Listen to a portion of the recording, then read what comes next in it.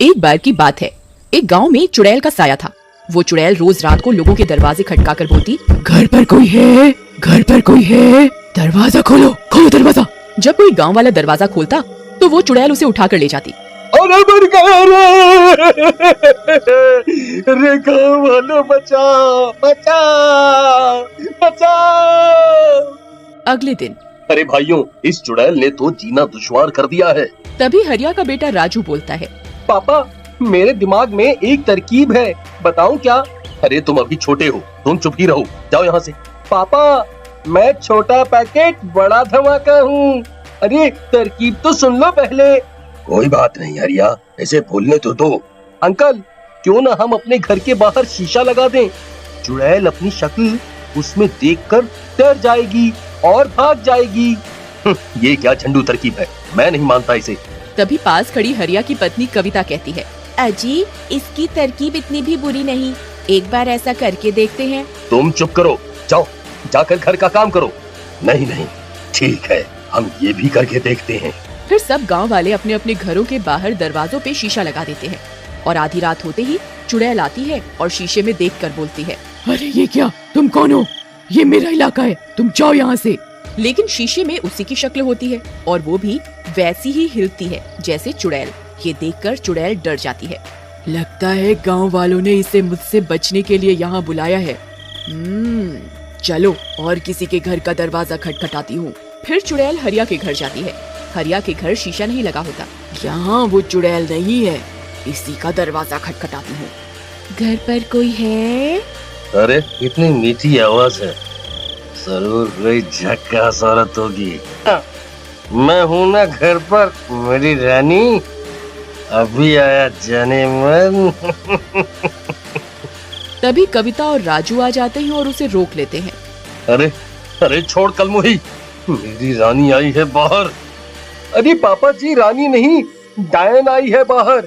Mummy, पकड़ के रखना इनको। लेकिन कविता और राजू हरिया को पकड़ लेते हैं और उसे जाने नहीं देते। लगता है इस घर में कोई नहीं है, आज तो भूखा ही रहना पड़ेगा लगता है, लेकिन मैं कल आऊंगी, कल फिर आऊंगी। फिर चुड़ैल वहाँ से चली जाती है। तभी हरिया कविता को लात मारकर गिरा देता है।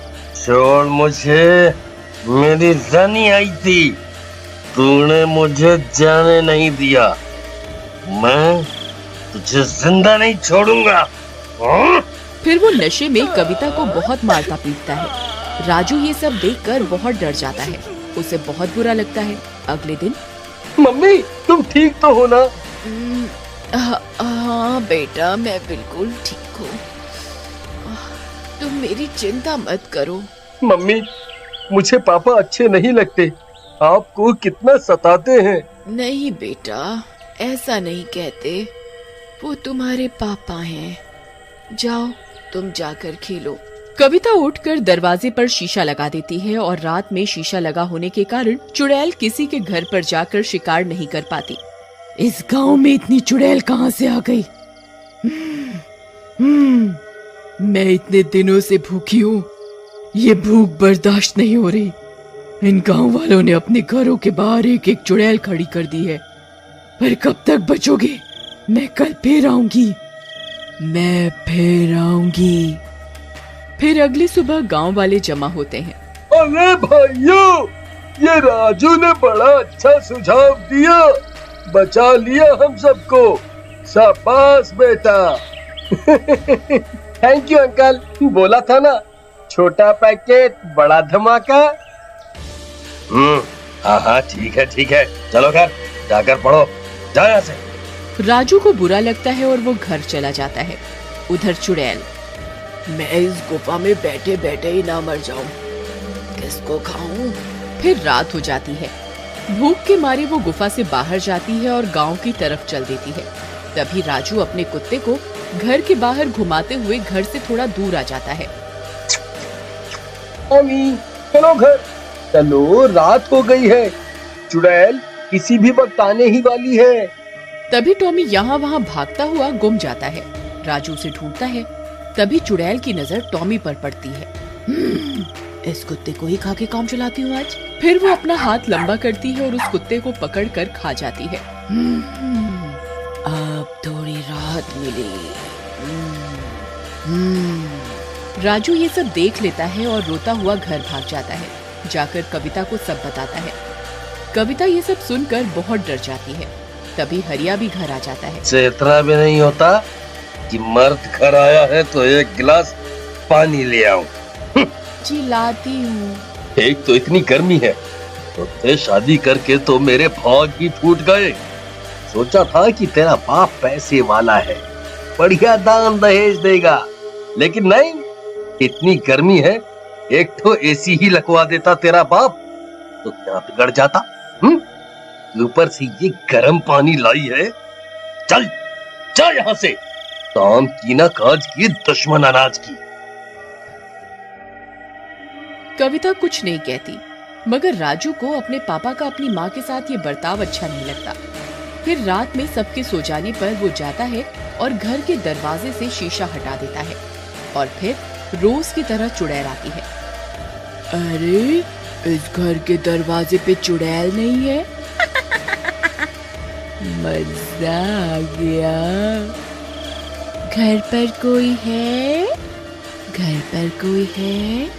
पापा, दरवाजे पे वो आई है, आपकी रानी। जाओ, मम्मी सो रही है, आप चुपके से चले जाओ।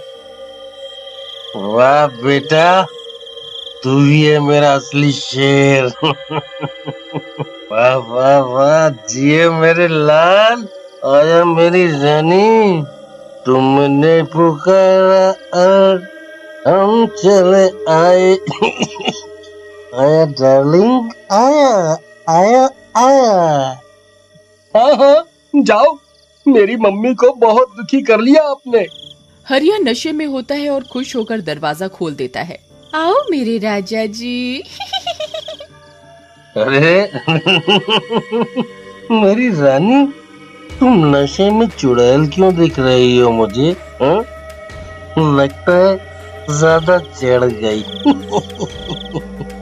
मेरे राजा, मैं चुड़ैल ही हूँ।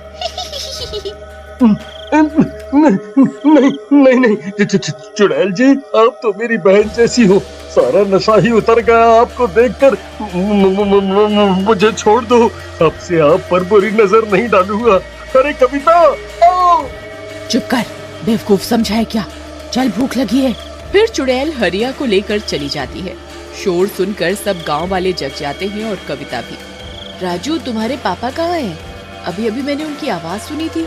उनको तो चुड़ैल ले गई, अब तुम्हारे सारे दुख खत्म। माँ, तुम ये कैसी बातें कर रहे हो? तुम्हें ऐसा नहीं करना चाहिए था। वो जैसे भी है तुम्हारे पापा हैं। मैं जा रही हूँ इनको बचाने। कविता मशाल उठाती है और जंगल की ओर गुफा में चली जाती है। सभी गांव वाले भी पीछे जाते हैं। कविता जंगल पहुंच जाती है। चुड़ैल जी, छोड़ दो मेरे पति को, तुम मुझे खा लो, इनको छोड़ दो। नहीं माँ, चुड़ैल आंटी, मेरी माँ को नहीं, मुझे खा लो। नहीं नहीं कविता, तुम जाओ यहाँ से, जाओ तुम। अरे, तुम पति पत्नी का ड्रामा तो खत्म ही नहीं हो रहा। लैला मजनू मेरे पेट में जाकर बन जाना। ऐसा बोलकर चुड़ैल कविता को गले से पकड़कर हवा में उठा लेती है। ये देखकर राजू जमीन पर लौटता हुआ जाता है और पीछे से चुड़ैल के बालों में आग लगा देता है। चुड़ैल जलने लगती है। अरे नहीं छोटे से लड़के, ये तूने क्या किया? और फिर चुड़ैल जलकर राख हो जाती है।